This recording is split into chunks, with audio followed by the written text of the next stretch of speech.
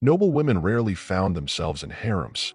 Yes, among the many wives of the rulers of the Cordoba Caliphate, there were princesses from Navarre and Castile.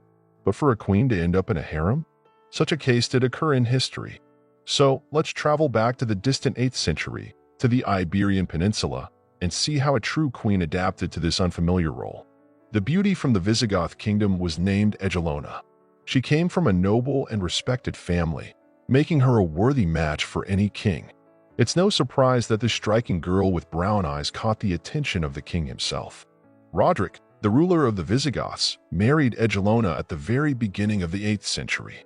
However, the exact dates in this story are quite approximate.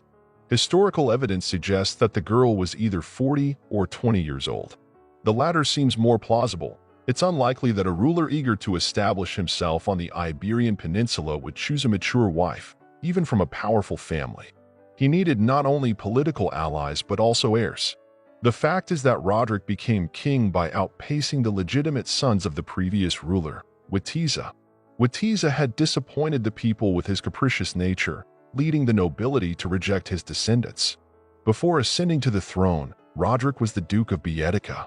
He married Egelona while already in the position of king. Did she wear the crown happily? It's hard to say. There's a legend that the young queen was once in love with a childhood friend named Pelayo. However, the young man had to flee when his family clashed with King Witiza. Egelona waited for news from him for several years, but to no avail. Thus, she agreed to marry the king of the Visigoths. King Roderick's personal qualities left much to be desired. He was known for his temper, inflexibility, and vengefulness. It was said that he once offended a maiden named La Cava. This is noted by author Elizabeth Drayson. In her work dedicated to the king, she speaks rather unfavorably of Roderick, a man who shows no mercy to anyone. Meanwhile, a struggle for territory was unfolding on the peninsula. The caliphate was expanding its holdings, pushing the local inhabitants. Sooner or later, Roderick would have to confront his enemies. Some nobles among the Visigoths were not so uncompromising. Egelona's uncle, Count Cassius, switched sides to the Arabs when he realized their forces were superior. Banu Qasi, as he was later called by Eastern authors, converted to Islam and even managed to gain a privileged position at the caliph's court. Roderick was fighting the neighboring Basques when news of the Arabs advancing toward Seville reached him. To confront the invaders, he gathered a gigantic army, up to 100,000 men, a figure that historians might have exaggerated. The clash occurred at Jerez de la Frontera. For 8 days and nights, the warriors defended their right to the land. Roderick witnessed how the sons of the former king Witiza sided with the invaders, forcing him to flee. There's a version of the story that claims Roderick drowned in a river that flowed through the area. However, he was never found. The chronicles suggest that Roderick's own people helped him lose to the Arabs, hoping to seize his throne in the process. Yet, it soon became clear that such ambitious plans would not come to fruition. The conquerors had no intention of sharing power. Egelona learned of her husband's death in Toledo when Abd al-Aziz ibn Musa, the very man who had defeated King Roderick, arrived with his army. The young warrior became the governor of these lands, and to ensure greater loyalty from his new subjects, he married Egelona. It was said to be a nod to the traditions of his homeland, but in reality, it emphasized his recognition of the local nobility. Thus, the queen found herself in the harem of the Arab ruler. There's no concrete evidence that a nikah ceremony was performed, but Egelona converted to Islam and began to be called Aylin or Sim. Various sources refer to her differently. Since the Visigoth beauty captured the Arabs' heart, a warm relationship developed between them.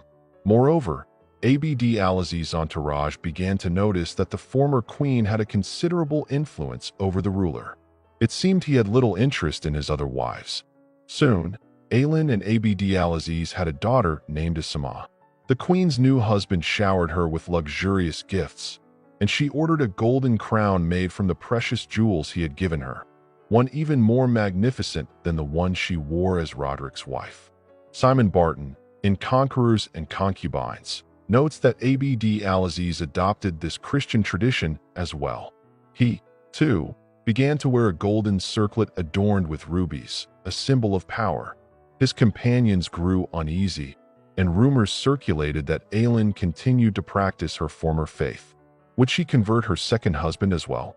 However, Abd-al-Aziz was neither a king nor a caliph. His authority on the Iberian Peninsula was limited by other rulers to whom he was subordinate. Yet, it appears that under Egelona Aelin's influence, the governor began to contemplate his own kingdom. His behavior increasingly resembled that of a sovereign, and he was in no rush to send reports to Damascus. This ultimately sealed his fate. Caliph Suleiman ibn Abd al-Malik sent his servants to Seville, where the governor was then residing with Aelin. The punishment was swift. For his overly liberal interpretation of his duties, Abd-al-Aziz paid with his life. Egelona Aelin survived her husband by just a year. Their daughter Asima married a descendant of Count Cassius, her maternal relative. And do you remember Pelayo, the youthful love of the Visigoth queen? He also became a king in Asturias. Throughout his life, he fought against the invaders on the Iberian Peninsula. It was said that his unyielding nature was tied to Egelona, the true crowned figure who once found herself in a harem.